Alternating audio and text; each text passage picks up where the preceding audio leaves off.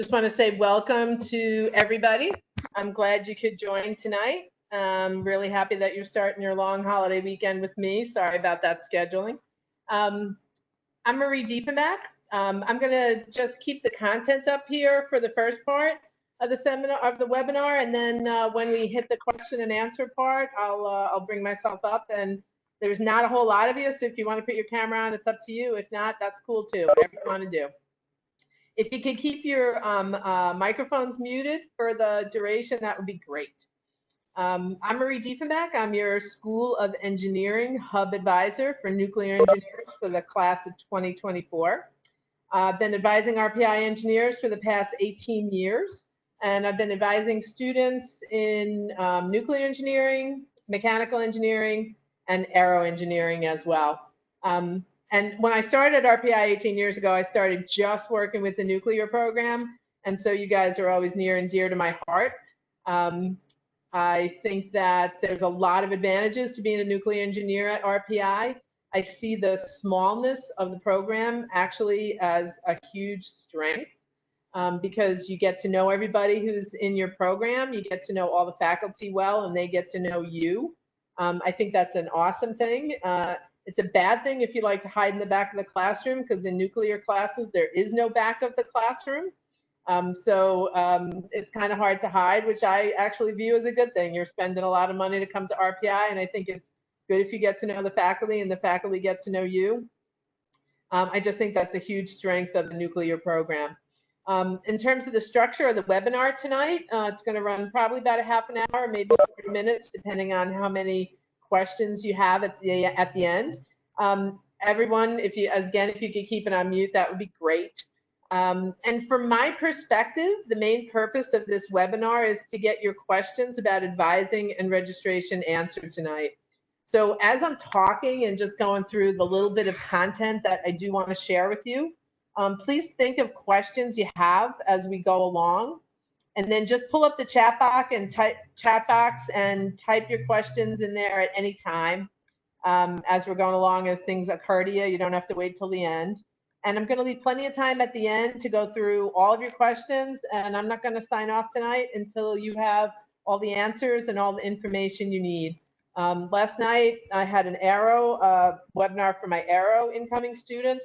There's a lot more of them. So we had a bunch of students on that, but we did questions for about 40 minutes. So they had a lot of questions. And I'm happy to go as long as you need to tonight. Let me see, I got some other slides here. So when you come into RPI, you're assigned 2 advisors. You're assigned a hub advisor for your first year, and that's me. You can see the resemblance there. And then you're assigned a faculty advisor within your major who will be a nuclear engineering faculty for your second, third, and fourth years. I'm basically your point of contact for all things academic throughout your first year at RPI. And then after that, you're going to transition to your faculty advisor. And this next part here just talks a little bit about kind of the differing roles. I kind of see your hub advisor as kind of doing the nitty-gritty of helping you get your academic planning out of the gate. You know, talking about majors, dual major, minor requirements, all your Haas requirements. We try and set you up with a 4-year plan before you transition to your faculty advisor at the end of next year. You're going to register, you're going to for this coming fall and then spring while you're with me. So I'll help you get set up for your registration. And if you need any help at any time, I've worked at RPI a long time and I know everyone on campus, and I can refer you to people across campus for career help, whatever. And then your faculty advisor, I kind of refer to as higher order advising. You know, they're going to help you talk about grad schools. They're going to, you know, talk about careers with you. Once you get up into upper level classes in terms of your technical electives, they'll help advise you on which technical electives to take. They'll help you with study abroad and your arts planning and all of that fun stuff. One of the other nice things about being a nuke at RPI, and there are many, is that in your department, the Mechanical, Aerospace, and Nuclear department, you actually have a full-time staff person who works as a backup advisor. Her name is Kate Stockton, and she's great. And so if for some reason during years 2, 3, and 4, your faculty member's on a conference, you need a quick question answered, you can go right to Kate's office in the second floor of the JEC or shoot her an email. And she serves as the backup advisor for all students in Maine for their second, third, and fourth year. And as I said, it's nice to always have a go-to person if you've got a quick question or some issue that you want to talk about. So first thing I want to do is I kind of want to go through your registration guide. And let's bring that up. Now, I would have sent this out to you on June 17th. Is when we sent all the guides out. And so I know it's long and there's a lot in here, you guys, but there's actually a lot of really good information other than listening to me blabber on and some of the videos there. But I want to just like kind of bring up some of the highlights here of what I think is particularly useful. You've got your degree template.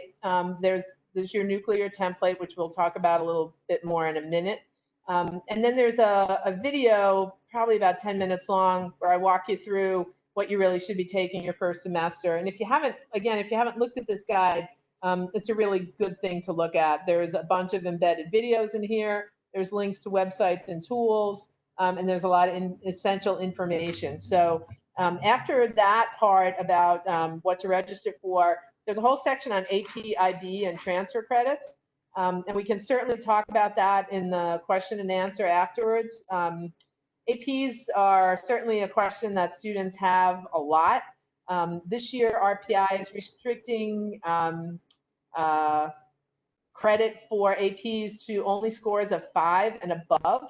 So, you know, you're a little bit more limited than in past years in terms of what you can transfer in. And unfortunately, this year, with it being a global pandemic and all, the AP scores are delayed, which you probably already know. This year, last year when we had the incoming freshmen register from home, we had that in kind of middle to late June. And at that point, the AP scores weren't in. And we decided this year, the registrar decided that they wanted to wait and have you guys register a little bit later so that you'd have your AP scores, which kind of helps so you know what to register for. So we delayed registration this year. And then the stupid AP scores are late anyway, so you're not going to have it by the time you register. And so my advice to students and what we're all kind of telling our students is, you know, kind of go on your best guess, right? I think, especially since this year you need to have a 5 to get credit. I think for most of us, when we leave a test, we'll kind of know if we did really, really well and if you didn't, right? So I think a lot of you will probably have a sense of how you did on the APs. And here's the thing. So we're suggesting that you know, go with your gut, figure out what you think you did in terms of the APs and register accordingly. But then when you register in a couple of weeks, there'll be tons of time between then and the time classes start. If your AP scores come in and say you didn't do as well as you thought, or conversely, you did way better than you thought, and you want to change your registration, there's going to be tons of time to change your registration. So I don't want you to worry about being stuck with a class that is not at an appropriate level for you. So this whole section is going to walk you through the APs. It'll tell you, you know, if you came in with, if you took this test and, you know, what a 5 translates to, Calc AB, Calc BC, and then a whole bunch of humanities, arts, and social science classes, and it's kind of good to know those as well. So after the AP section on here, and it talks about if you've taken like Project Lead the Way classes or those kinds of things, it'll walk you through that as well. Then after that is the Haas section, and those are humanities, arts, and social science classes. Now, if you know students at RPI who were maybe juniors or seniors, they had completely different Haas requirements than you have. So if you ask them questions about Haas, they're not going to have a clue as to what you're talking about, because they really radically changed them for last year's incoming freshman class. So you're going to want to go through this in terms of how the Haas requirements play out. Basically, engineering students have to take 5 4-credit Haas classes for 20 credits. And within that, there's all sorts of restrictions. You have to choose a 3-course pathway. The first semester, your first year, they want you to take one of these IHSS prefix courses. So this will walk you through all of that. And then if you're still confused about Haas, you can absolutely send me an email and we can make an appointment. I'm happy to walk you through it. But the other thing is the Haas folks are doing like 29 different webinars over the next few weeks. And you can pop into one of those. Michelle Riley, who works in Haas, is awesome. And she'll be happy to explain Haas requirements as well as how those pathways work and all of that good stuff. And then probably the thing that you're really most interested in is how to register. So this next section will walk you through how to register. Now, I do want to tell you that I've just found out. So forever and ever, we had this planning tool called YACS, which is a scheduling tool, and it kind of helps you build your schedule, and it works really well because it was developed by ComSci students. Very recently, the ComSci students have developed a new scheduling software called QUACS, QUACS, and that seems to work faster, and it seems to be, it's very similar. The layout actually looks exactly like YACS. So if you look at this video and you see YACS, it's pretty much exactly the same kind of layout here, but it's QUACS. And so I just found out about this last night. I was on vacation last week and came back and had a webinar last night, and students in the error department were saying, hey, we saw on the Discord that there's this new software, so this new tool. And you can, I reached out to the ComSci department today and said, hey, what's up with this? And they said, QUACS is great. It seems to be a little quicker, a little more nimble, a little bit more user-friendly, even though this interface is almost identical, because I checked it out today. You can certainly use either one of those. I pulled up YACS today, and I also wanted to verify that QUACS is also working well. And is reliable. So I built two different schedules with both of those tools, and they're both accurate. So you can feel free to use either. Tomorrow I'm going to send out links to QUACS. And when we put this guide together a couple of weeks ago, it was not a thing. So I apologize for this seeming to be dated. It's really not that dated because QUACS is kind of brand new. I'm also going to send out, going back to the Haas requirements, we've developed a kind of a cheat sheet for Haas, which I think is pretty good in terms of explaining it, in addition to the videos and the materials in here. And I'm going to send that out tomorrow to all you guys because I think it can be a helpful tool. So this will walk you through the actual registration process using SIS, the Student Information System. If any of you didn't get this guide, I worked off a list a couple of weeks ago that came from the admissions office. If you didn't get this, just throw your email into the chat and I will make sure that you get a copy of that when we're finished here tonight. And then there's just some links to helpful resources and things like that. So that's kind of a quick walkthrough through your registration guide if you have not been able to take a look at that yet. And then I just want to talk about the next tool is your nuclear degree template. So these are the courses that you'll take to actually get a degree in nuclear engineering. And again, that video where I walk you through the first semester will go into why would you ever want to move things around. The big takeaway I want you to have from this template is there's definitely more flexibility in this than it appears. Now, I will warn you, however, that because the nuclear department is one of the smaller ones, the nuclear classes are generally offered only in certain semesters and only in that semester. So if you're looking at the classes that are nuclear related, they all have this MANE prefix, which is Mechanical Aerospace and Nuclear Engineering Department.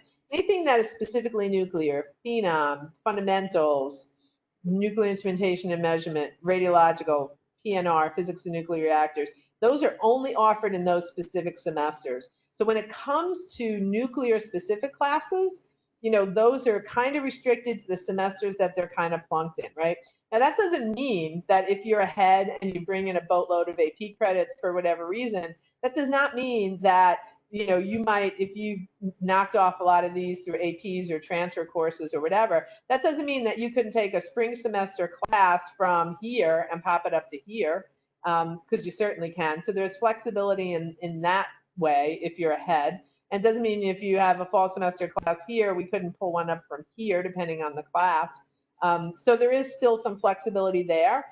Just keep in mind the prereqs for classes, and particularly with nuclear, the semesters that they're offered in. And again, with the ARCH program, many programs have a choice of what semester they're going to be away. With the Nukes, you have to be here in the fall, so it requires that you're spring away, okay? And those classes are only offered in the fall. So that just wanted to talk to you a little bit about that. And then I do want to talk about, some students have questions about dual majors and minors and things like that.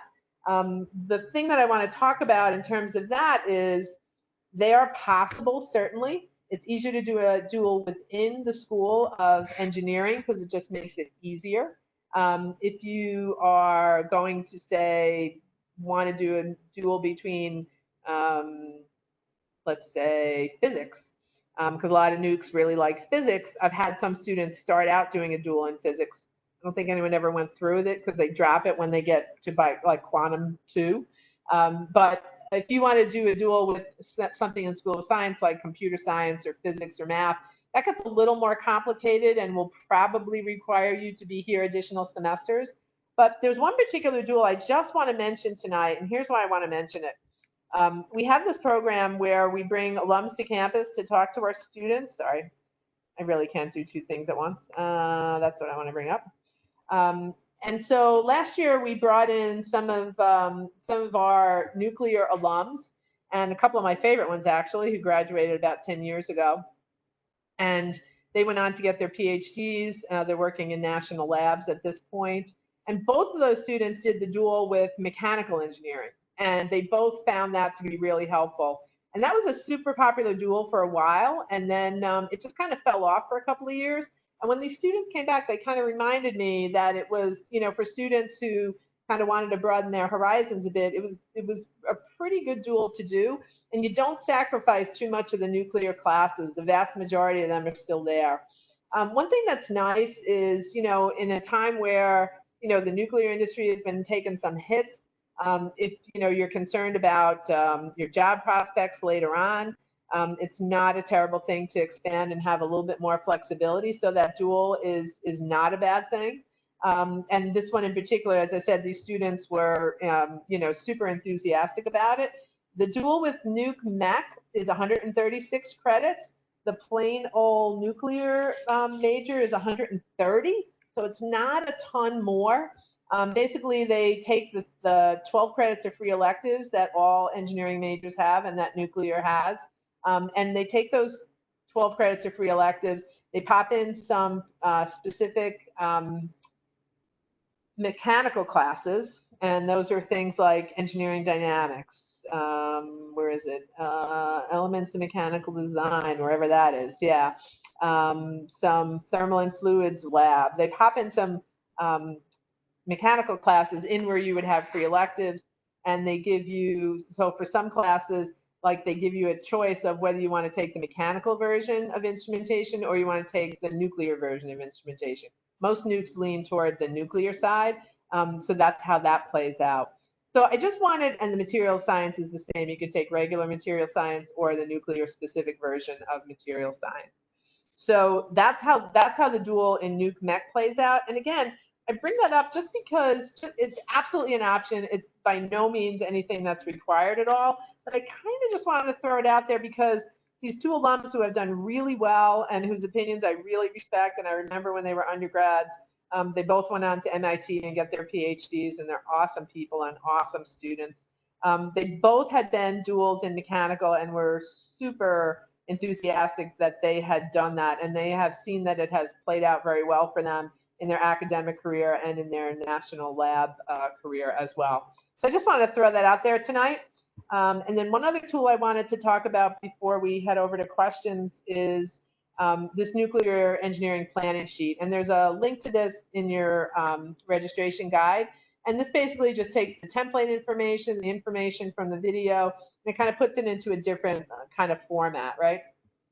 So basically you can kind of like march through this and kind of come up with your schedule using this if you wanted to. If you got credit for this, then take this, those kinds of things. And it talks about this class, Introduction to Engineering Analysis, and its relationship to physics. I'm not going to be a spoiler and go through that again, because again, that's in the registration guide. And some of you I know, because I've talked with some of you on this webinar tonight, have already done all this and you've gone through the guide and you're well versed and have your schedules. So I don't want to like repeat all that information if you've already done it. And if you haven't done it, just go look at it. It's really self-explanatory, I think. So to make an actual schedule, you're going to use your guide. You can use this planning sheet. You can use a video. You can use SIS. You can use Yaks or Quacks. So there's a whole bunch of tools that'll help you make that schedule. And at the end of the day, if you've got questions and stuff, just reach out to me. I'm more than happy to meet with you individually. Yeah, that's pretty much it for I just don't want to take up too much time with this. I want to leave plenty of time for questions. And let's see, stop sharing my screen so I can look at that chat. Stop sharing. Ooh, hello. Hi, Kate. And let's see, where am I going here? I'm looking for the chat questions. And if you don't want to be there, you know, you can take your camera off if you want, Gabe. That's totally up to you. So I've got no questions in the chat, so that's super easy. I got nothing. You've got nothing. Nobody has any questions. Looks like somebody's here waiting to be admitted. You can put your cameras on if you want. So any specific questions about curriculum or anything at all, I'm more than happy to answer questions about AP. Okay, here we go. Let's see, Gabe, with the quarantine, when would we expect to arrive on campus? That's an excellent question. And the president just had her second town hall in 3 weeks yesterday, where she told that. That has not yet been decided. They're still figuring that out. I'm not sure where you're from, honey, but in New York, the governor is still kind of we're waiting on the okay to actually open in the fall. They're looking at, yeah, I know. When they're looking at, they're going to they're scheduling, they have to schedule testing as well. So any student, faculty, and staff who's going to be on campus in the fall has to have COVID testing as soon as you arrive. So they're contracting to get the testing worked out, and they're going to, you know, figure out the date based on that date, right, when the testing starts. I'm sure they're going to be letting you know all of that stuff. And it's kind of a real pain this year because there's so much up in the air. It's really kind of annoying. How difficult is it to minor in math? I think that's definitely doable. So a minor is a series of 4 classes, almost every minor except for comp sci, because that department gets you, and you end up doing 7 classes if you want a minor in comp sci.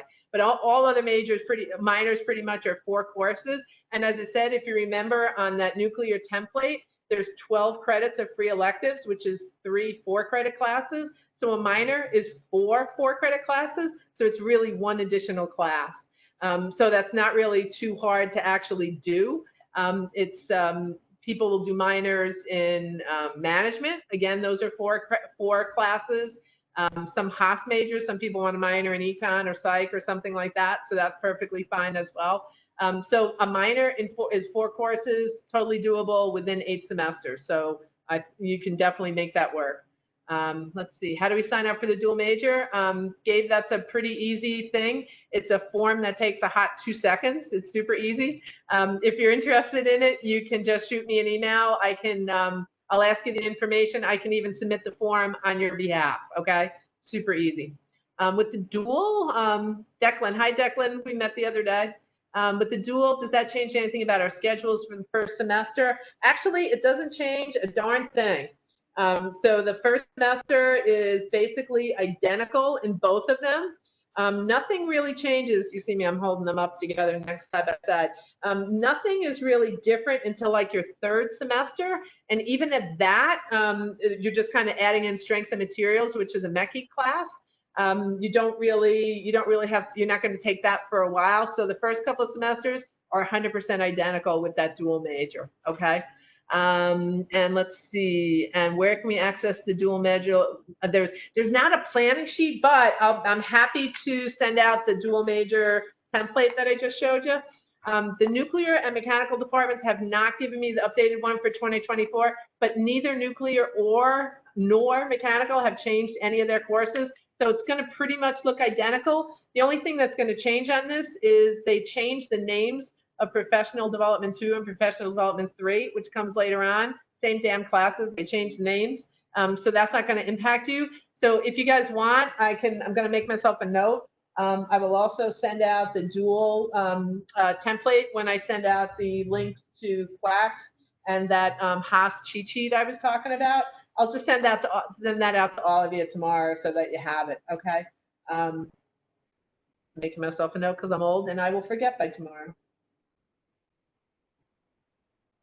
Okay, and what else? Okay. Just go back and down here. Oh yeah, no worries. Is that Leah Sweeney? Maybe. No worries. We just kind of ran through some stuff. Why don't you hold on at the end after everyone else is gone, and you and I can talk for a little bit, just you and me, okay? So let's see, what else? If we get AP credit for a class or two, can we choose to take those classes still and use the credit for free electives? So if you choose to take the class where you have AP credit, you can't then also use the AP class for like a free elective or anything else. So that's kind of like double dipping. You either choose to use it or you don't use it, Andrew, and that's totally up to you. So since you brought it up, I just want to bring up a little bit, just want to talk for a minute or two about APs. Sometimes students will get a grade where they can test out of AP, and they're not quite sure if they want to use it or not, right?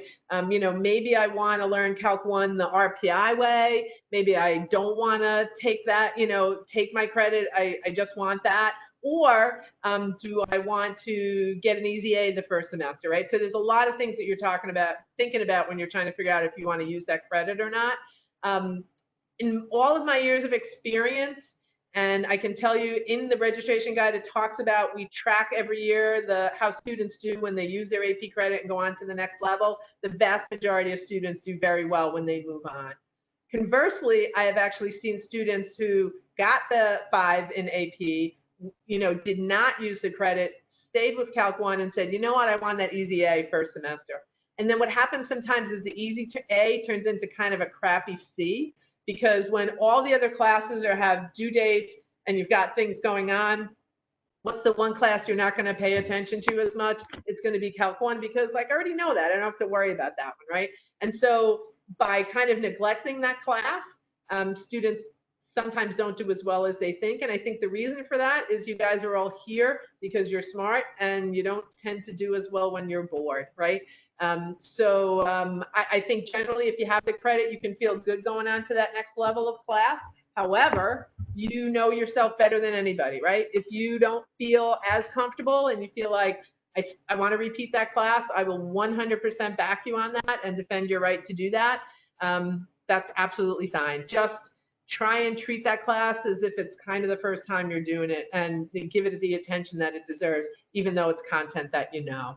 I know that's not a definitive answer. Everybody is different. And I think if you start listening to that voice inside you that tells you, like what you want to do or not, I think that that would be, that's a good thing. You know better than anybody, and that intuition that you have is very powerful. Let's see. The freshman transfer credits for dual enrollment. If I didn't need the high school credit to graduate, can I still transfer? Yes. They didn't give you a direct answer when you talked to the registrar's office about the transfer. Yeah, I know. So the rule is if it's over and above what you used for high school, right? If if you took a college class someplace and it was, additional and you didn't use it for your high school graduation, Gabe, you can get that credit at RPI. I think it's absolutely, in fact, I just got an email from somebody in the registrar about that exact policy. I think you should do it, transfer in whatever you can. If you end up not using it for some reason, that's fine. But I'm all about giving RPI less money if you can. And if you get any credits elsewhere we can use, let's do it. And even if it's something that ends up being a free elective or something, honey, let's do it. Let's get that credit, okay? In the registration guide, it walks you through how to do that. There's a form that your high school guidance counselor has to fill out, right? As long as they fill out that form and they're like, yeah, he didn't use it for that, they never check between you and me. So as long as the registrar gets that form and it says you didn't use it, they're going to bring it in, right? They're not going to give you the credit from your high school transcript. If it's from a college, you're going to need to get an official college transcript from that college, okay? Once you do that, you're good. You know, if you have the high school, the form from your counselor, you have the transcript, you send it to the registrar, they'll give you that credit, okay? And you and I can talk about that further on as well. What's the difference between a Haas elective and a free elective? Okay, good question. Haas electives are humanities, arts, and social sciences. And as I said before, look at that section of the registration guide. It goes into great detail. They're basically classes like, you know, they have all these interdisciplinary ones. We make you take one of these Haas inquiry classes, which that explains as well. Stuff like psychology or writing or economics or philosophy or art or what else do they have? All sorts of stuff. So those are very specific, and there are very specific requirements for Haas. So make sure you look at those requirements in the registration guide. And as I said, I'm going to email you out that cheat sheet tomorrow as well. Free electives are truly, truly free. They can be anything. So some students, as I said earlier, will use free electives to craft a minor.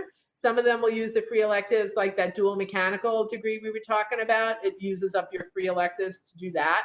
So you'll have no choice. If you do a dual, you're just going to take the classes you're told to, basically. Some students will use free electives to boost their GPA, right? They'll take like a BS drumming class or something to get an A to kind of boost their GPA. Other students will do it to do additional courses in their major. So some students will want to do additional electives within nuclear, like they find they really are interested in nuclear materials. So they'll take maybe a grad level class in nuclear materials and use that as their free elective. The nice thing about free electives as well is they can be taken on a pass no credit basis. So those have no impact on your GPA. So the ideal in free electives is to take something that you want to take, that you're passionate about, and not have to worry about having an impact on your GPA. Other than free electives, there's hardly anything that you can pass no credit as an engineering major, but those are kind of the gimmies that you can do. And the nice thing, as I said, I've had nukes, and one thing that's very common in nuclear engineers is that they like physics. They tend to like physics, right? So I've had nuclear students say, I really want to take that quantum mechanics class. I know it's super hard, but if I do a pass no credit, I just got to get better than an F in order to get credit, and I just am interested in it, right? So you can do something truly for fun, take a drawing class or whatever, and not have to worry about the impact on your grade. But there will definitely be students who will just want to take additional courses in their major just because they're interested in it, right? And let's see, how much choice do I have with courses in the fall? Yeah, and I know I owe you an email, Leah. You had a lot of questions in there about dueling with materials, and you're right, that's a really problematic duel. I reached out to the materials department. I'm waiting to hear back, honey, and I'll have more answers for you on that. But in terms of choice, not quite sure I understand what you mean by choice.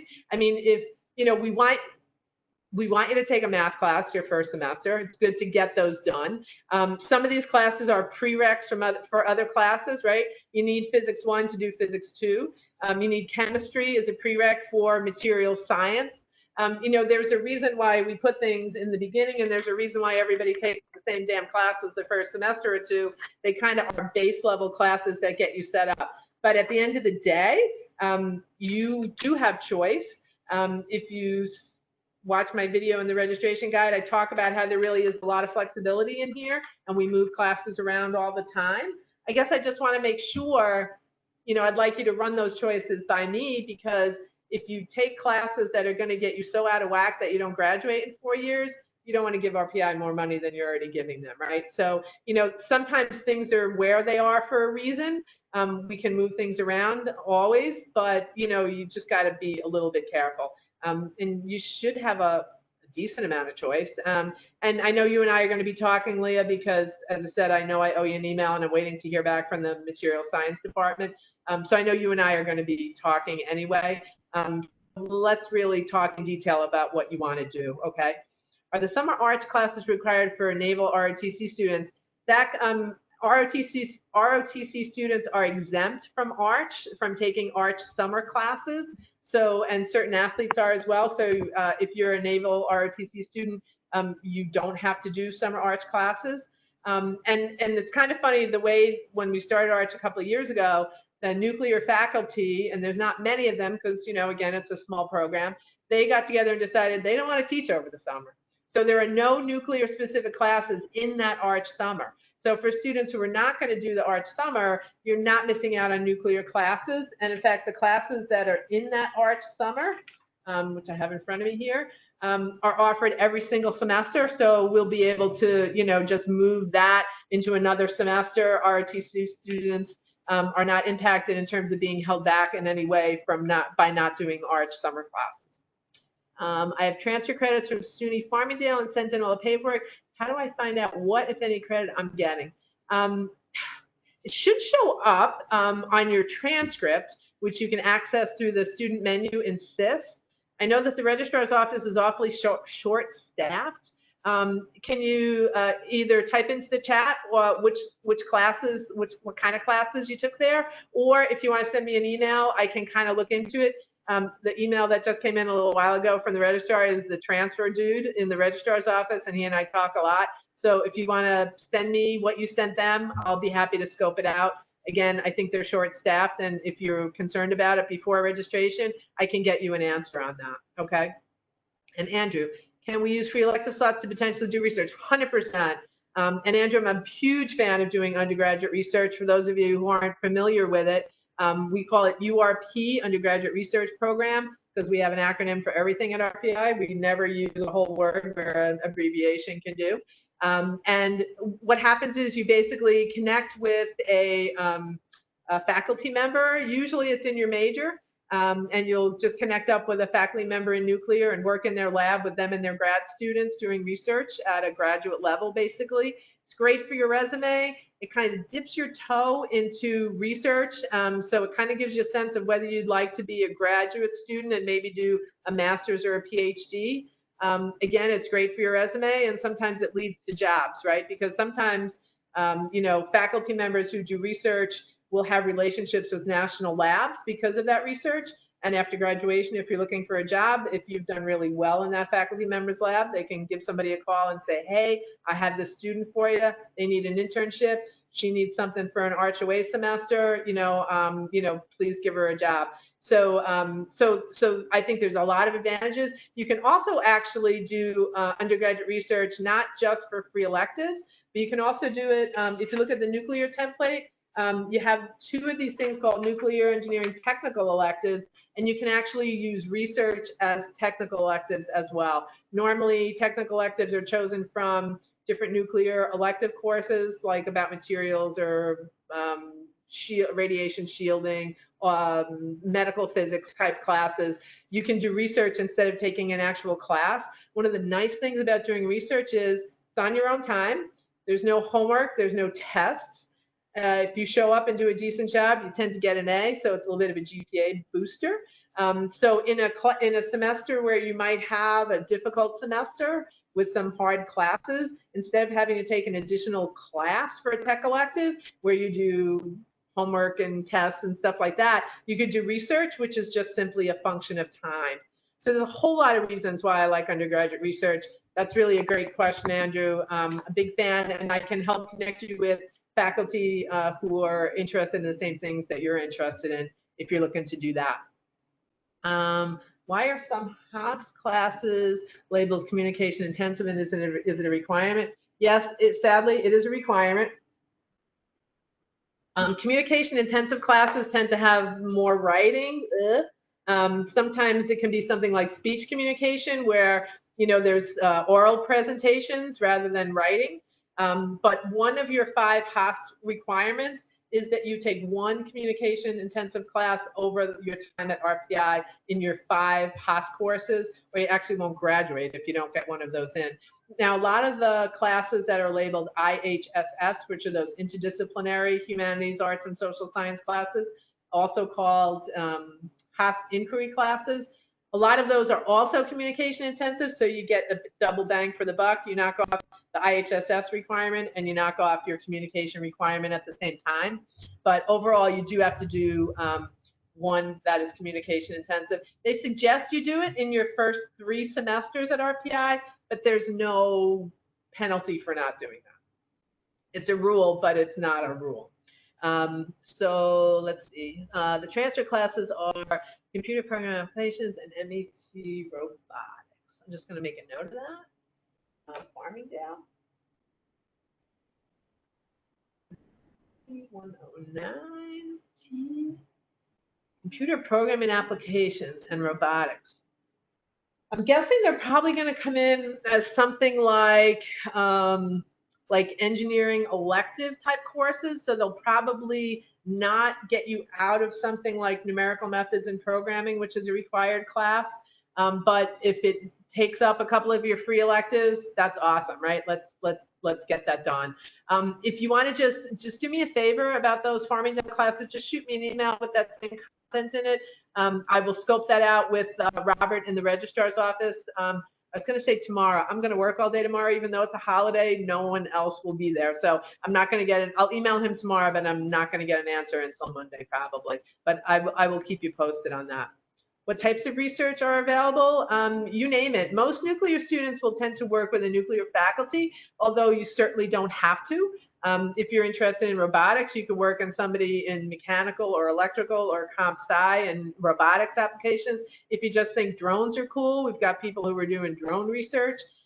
You could basically do anything. Within nuclear, we've got faculty who are working on health and medical physics. We've got Gillian, who's working on nuclear materials, and he is actually internationally known for that. And so we've got people doing all sorts of stuff, power generation, all sorts of applications. So anything that you're interested in, we can find a match for someone in research, and it's sky's the limit. It's all open to you, Andrew. And we can have some conversations and see what you're into, and I can help match you up with faculty who would work for that. Zach says, with some writing classes being canceled, yeah, so the Haas department is not making me happy these days. They sent out a list of 28 courses 2 weeks ago that were on the schedule for fall that they canceled. 28 classes, and a whole bunch of them were writing classes. So that is not a happy circumstance. You could do any of the other Haas classes. You could take one of those IHSS prefix courses that you have to take either first or second semester. So you can do one of those first semester and then hope that they bring those writing classes back in the spring.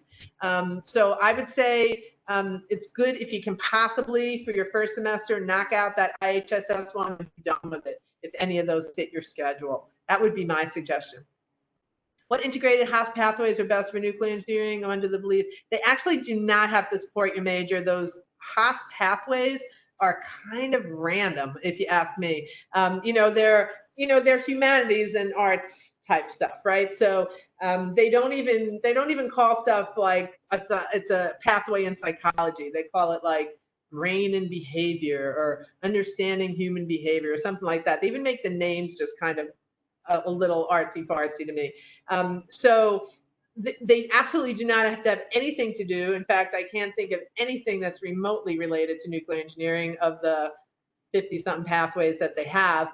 I just advise students, take something that you think is interesting, because you're going to be taking 3 classes that are related. So pick something that just interests you, right? If you're interested in artificial intelligence, they've got one for that. If you play music or you write songs or something, they've got stuff for that. I would just say cruise through those pathways, find something that you're not going to hate taking 3 classes that are kind of related up. That would be my advice. I wouldn't worry about connecting it to your major, to be 100% honest with you, honey, because I think it's going to be really hard to find one. What is the best piece of advice you could give as an incoming freshman? Wow, that's a really, really good question. You guys are coming in a really weird time, right? It's just going to be strange. I think campus life is going to be very different than it is in normal years. I would say the one thing that, well, a couple of things that I've learned from students over the years. Don't let things get too far ahead of you, right? If you're struggling at all, don't figure out that you can figure it out yourself. Come and talk to me. I can refer you to tutoring services, good TAs, whatever. Just, I guess at the end of the day, you're paying RPI a hell of a lot of money for this education, right? I think no one's going to advocate for you but you. I will certainly always advocate for you. But you've got to figure out what's going to make you successful at RPI and seek that out, right? And go for it. Because, like, say you're in a class and big calc class, and there's like 50 million sections of calculus, right?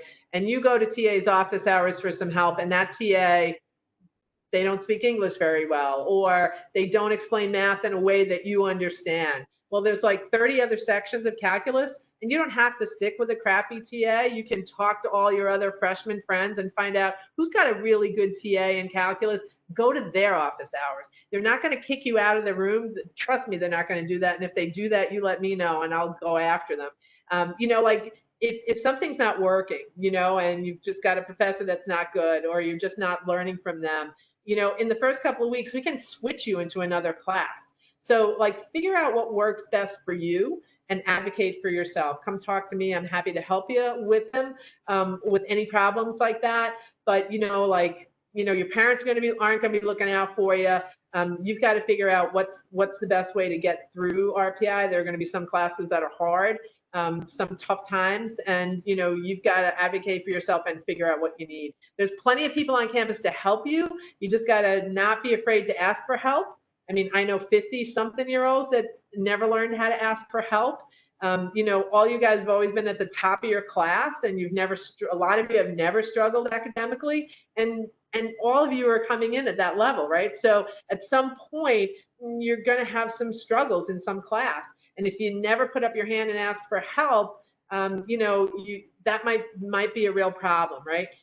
So, be kind to yourself, give yourself a break. A C at RPI is not a tragedy. Some students think a C in high school was a tragedy. You might gasp, actually get one, and that's okay. There's, in fact, a class that you take as a junior called Physics of Nuclear Reactors, PNR, and Dr. Janone prides himself on having very, very, very few A's in that class. So if you haven't gotten a B or a C up until that point, PNR is probably going to do it to you. So that's just a bunch of random little tidbits. I don't really have one fabulous piece of advice, but one of my pieces of advice would be to talk to upper class students, right? Because they've been through all these classes, and they'll give you really good advice because they've been through it all. Are there any professors doing research with fusion? Sadly, Andrew, when Professor Don Steiner retired a number of years ago, there hasn't been anyone since then who is necessarily doing fusion research within the nuclear department. I don't know if there's anybody working on it within the physics department, but right now there's not someone at RPI who's strictly doing fusion. Sad to say. And then with the changes that are occurring on campus this fall, there's still going to be opportunities to become a learning assistant. I believe that there will, because learning assistants are those students who are live in the dorms and help out. And I know we're going to have a full staff of student LAs, I'm quite sure, and RAs in the fall. So I believe that there will definitely be an opportunity to become a learning assistant if that's the exact thing you're talking about. If you're talking about being like a mentor, some first-year classes have students that act as mentors for calculus, chemistry, physics. That program is going to continue regardless. We've got upper class grad student TAs and stuff like that. So I don't think any of that is going to change on that academic side. Anybody else? Any other questions? That was a lot of great questions, man. You guys are on it, as I know the Nukes always are, representing with good questions tonight. So I work all summer. I just came back from vacation, so I have no more of it. I'm not going away anymore. So you know where to find me. Anybody else on this call from out of state besides Gabe? Where's home for you, Gabe? You can unmute yourself if you want, Oregon, whoa, that's really far. Holy smokes. Oh, see, there's a lot of people from out of state. Oh, awesome. There's a lot of folks from out of state. And Massachusetts, yay. So most of you actually are from out of state. And Declan's from Long Island. That's okay. That's awesome. We have students from all over, and hopefully by the time you guys get here, New York's not going to require you to quarantine any extra time or anything like that, depending on where you're from. But I think You guys mostly seem to be from places that don't have problems right now. But this is the craziest damn thing I've been through, and I'm a really old lady. So this global pandemic thing, not so good. I miss hanging out with my friends. We have cocktail parties via Zoom, and it's just not the same thing as being in the same place with all your friends. So I know that there's a lot of people in student life that are going to work to make life better for you guys, no matter how weird things get. There's a lot of people on campus. I have a lot of colleagues that are some of the best people I've ever met, and I know they're going to work hard to make it a good and safe experience for you guys. It's totally going to be different, without a doubt. But I know you guys are going to figure it out. It is not safe to assume I play all the instruments behind me. Those are my husband's. He's wicked talented, and that doesn't even show his accordion collection, which is somewhere over there. Yeah, so I always tell people, we met the first day of college, and I always tell people the guitar player always gets the girl. Something about a guitar player. I don't know what it is. So if you're looking for girls, play guitar. Trust me. So yes, he is a talented person. I have very, very few talents. But I like the way they look on the wall. They look nice in my living room, and he just grabs them off the wall and plays them for me all the time. So it's win-win for me as well. I'm super excited to meet you guys. I'm sorry that we're not meeting in person. Usually we have this summer orientation where you guys come to campus and you get to see where I work and I get to meet you, and we'll have time. We have time, and so this is not so great. Hopefully I will be back on campus in the fall. They're still figuring out how staff is going to work and how the face-to-face interactions with students are going to work. We might be stuck with this impersonal crap on WebEx, but we'll make the best we can of it. So I'm looking forward to actually seeing you together in person. Will having dual citizenship pose any problems with research or internships? It should not, as long as you're a U.S. citizen, because Nukes, a lot of the work in nuclear is classified, obviously, and a lot of internships and stuff require you to have a U.S. citizenship. I don't know anyone over the years who have had problems because they're dual citizens. It might take your security clearance a little bit longer because, that's a real thing, but I don't think it should cause any problems with research or internships for you. How many nukes are in the class of 2024 as of now? Actually, it's a little more than you that are here now, Andrew. I think the number's around 15 right now. And for the last, yeah, I know. So Gabe's eyebrows go, woo. For the last, I want to say, I don't know, maybe 5 years or so, it's been running between 16 and 20. I think the highest class I've had in my 18 years of Nukes is probably 25, 26 students. We do sometimes we'll pick up students as things go on, because sometimes students will just come in as a mechanical because they don't know what they want to do. And then they'll find out about nuclear, and we might pick up a couple of students, so we might get up to 20 by the end.